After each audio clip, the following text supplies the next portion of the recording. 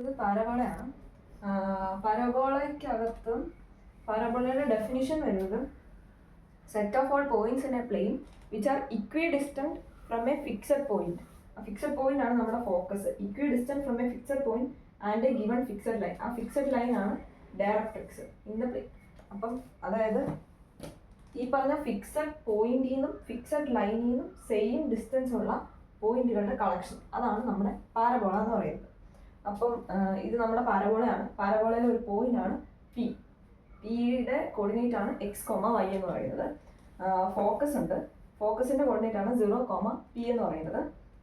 And ഇത് നമ്മുടെ directrix ആണ്. ഡയറക്ട്രിക്സ് എന്ന് പറഞ്ഞ ഒരു ലൈനാണ്, സ്ട്രെയിറ്റ് ലൈനാണ്. അപ്പോൾ ഡയറക്ട്രിക്സിന്റെ ഇക്വേഷൻ ആണ് y =-p. ഡയറക്ട്രിക്സിലെ ഈ പിക്ക് പെർപെൻഡിക്കുലർ ആയിട്ട് വരുന്ന പോയിന്റ് ആണ് q എന്ന് പറയുന്നത്. ഈ ക്യൂവിൻ്റെ കോർഡിനേറ്റ് ആണ് x,-p. എക്സ് കോർഡിനേറ്റ് തന്നെയല്ലേ, ഇവിടെ എക്സ് വാല്യൂ ചേഞ്ച് ചെയ്യുന്നില്ല, പി വാല്യൂ ചേഞ്ച് ചെയ്യുന്നുള്ളൂ. അപ്പം -p ആണ് ഇവിടുത്തെ y വാല്യൂസ് എല്ലാം. അപ്പം x,-p ആണ് ഇവിടുത്തെ കോർഡിനേറ്റ്. ഫോക്കസിൻ്റെ കോർഡിനേറ്റ് ഓഫ് കോഴ്സ് ഇവിടുന്ന് ഇങ്ങോട്ട് p ഡിസ്റ്റൻസ് ആണുള്ളത് ഫോക്കസിൻ്റെ. അപ്പം അതാണ് ഫോക്കസ് ഡിസ്റ്റൻസ് ആണ് p എന്ന് പറയുന്നത്. അപ്പം 0,p ആണ് ഫോക്കസിൻ്റെ കോർഡിനേറ്റ്. അപ്പം നമ്മളുടെ ഡെഫിനിഷൻ എന്തായിരുന്നു? ഈ പറഞ്ഞ ഫോക്കസിൽ നിന്ന് പോയിന്റിലോട്ടുള്ള ഡിസ്റ്റൻസും ഈ ഡയറക്ട്രിക്സിൽ നിന്ന് പോയിന്റിലോട്ടുള്ള ഡിസ്റ്റൻസും സെയിം ആയിരിക്കണം. അതായത് പി എഫ് എന്ന് പറഞ്ഞാൽ ഈ ലെങ്ത്, ഈ പി എഫ് =PQ ആയിരിക്കണം. ഓക്കെ, അപ്പം PF =PQ. ഇനി അപ്ലൈ ഡിസ്റ്റൻസ് ഫോർമുല അപ്ലൈ ചെയ്യുമ്പം എങ്ങനെ വരും ഇത് നോക്കാം. ഇവിടുത്തെ 0,p യും x,y ആണ് കോർഡിനേറ്റ്. അപ്പം √p x - 0 the whole square plus y - p the whole square. ഇവിടെ നിന്നാണ് നമ്മൾ എടുക്കുന്നത്, പോയിന്റിൽ നിന്നാണ് എടുക്കുന്നത്. y - p the whole square അത് ഈക്വൽ ടു എന്താണ്? ഇത് PF നമ്മൾ എഴുതി. ഇനി PQ എഴുതാൻ പോകും. PQ എന്ന് പറയുന്നത് ഇവിടെ ഇടയില്ല. PQ എന്ന് പറഞ്ഞാൽ ഇവിടെ താഴോട്ട് എഴുതാവേ. PQ എന്ന് പറഞ്ഞാൽ അപ്പം x - x the whole square, x - x the whole square plus y - p the whole square അല്ലേ?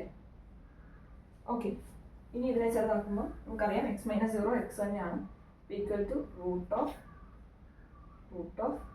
√x square plus y - p the whole square equal to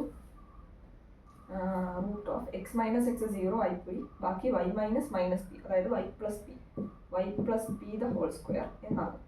അപ്പോൾ രണ്ട് സൈഡിലും സ്ക്വയർ ചെയ്യുമ്പോൾ x square plus y - p the whole square equal to y plus p the whole square എന്നാകും.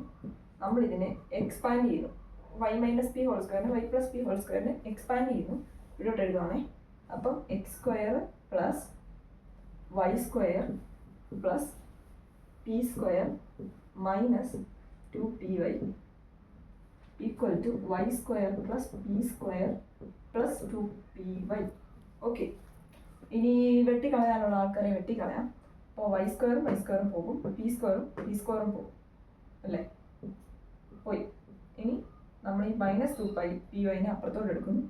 x square is equal to 2py യും 2py കൂട്ടിയിട്ട് 4py ആകും.